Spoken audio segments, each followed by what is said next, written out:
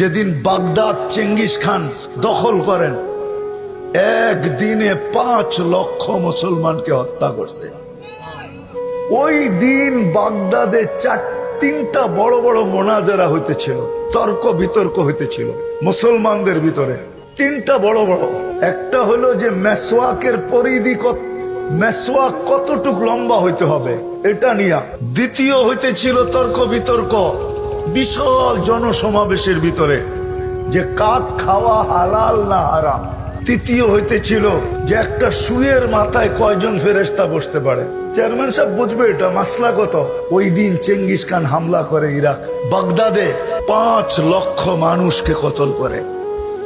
বাগদাদের মসজিদে যখন চেঙ্গিস খান ঢোকা, প্রথম তার বক্তৃতা ছিল, মুসলমান তোমরা যে আল্লাহকে মানো, আমি ওই আল্লাহর আযাব হিসাবে তোমাদের কাছে আসছি। আজকে মুসলমান সত্য এটাই, নিজ ইচ্ছায় মুসলমানের ঘরে জন্ম দিলেন, কিন্তু ইসলামের কোনো মূল্যবোধ আমাদের কাছে নাই।